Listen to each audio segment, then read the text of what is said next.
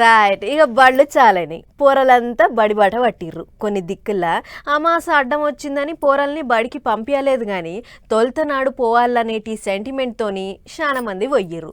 పోరలే కాదుల్లో కొన్ని దిక్కుల్లో ఎమ్మెల్యేలు, మంత్రులు, అధికార పార్టీ లీడర్లు కూడా బడిబాట పట్టిర్రు. అగ్గ వాళ్ళకేం పని బళ్ళే అని అంటారా? ఎందుకో మా వాళ్ళు చెప్తారు ఈ నూర్రి. ఇక చెప్పుకరాయే అన్న గమ్ముచ్చటేందో. రైట్. బడిగంట మోగింది తెలంగాణలో. సర్కారు బళ్ళు తెలుసుకునేటాళ్లకు వైల సంచులు భుజానికి తగిలించుకొని బడితో బట్టిరు పోరలు. 2-2.5 నెలల తర్వాత బళ్ళు తెరుస్తురు కాబట్టి ఓనాడు ముందుగానే దుమ్ము దులిపి ముద్దుగా సింగారిచ్చిరు బళ్ళన్ని.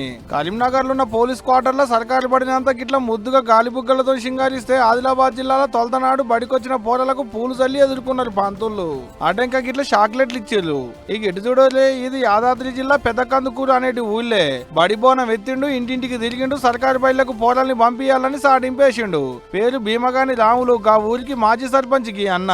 ఈ బోనము ఏం చెప్తుందంటే, మన ప్రభుత్వ పాఠశాల ఉంది కదా పెద్దకంకూర్లా, ప్రభుత్వ పాఠశాలనే మనం చదువుకోవాలి.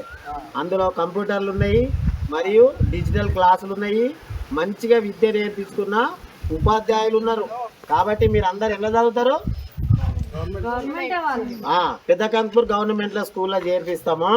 ఇటు బళ్ళు తెరిచినాడే పైటీలు పువ్వుదిగానే పొద్దుగాల పొల్లగాళ్లకు నాష్టపెట్టేటి కార్యం సురువు చేయాలని తెలంగాణ గవర్నమెంట్ ఆర్డర్లేస్తే బళ్ళు తెలుసుకున్న తొలతనాడే మంత్రి పొన్నం ప్రభాకర్ సార్ ఖైరతాబాద్ ఉన్న సర్కారు బయళ్లకు పోయిండు. పొల్లగాళ్లతో కూర్చొని నాష్ట చేసిండు. గిట్లా సారు చెల్లెలకు తినిపించుడు, చెల్లెలు సారుకు తినిపించుడు.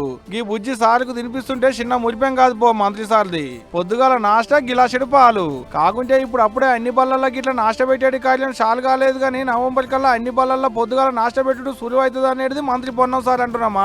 ఇక గీడిట్టుంటే కొన్ని దుక్కుల సర్కారు బల్ల పరిస్థితి గిట్లుంది. ఆదిలాబాద్ జిల్లా మావలలో సుట్టు గుడిచెల్ల సూర్యు కింద కూర్చొని చదువుకునే పరిస్థితి అక్కడి పోరలది.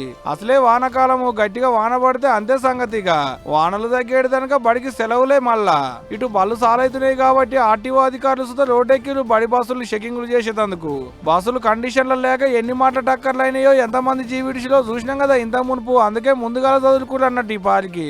గిట్లా ఓ కాడ సంబరం, ఇంకో కాడ తిప్పలు.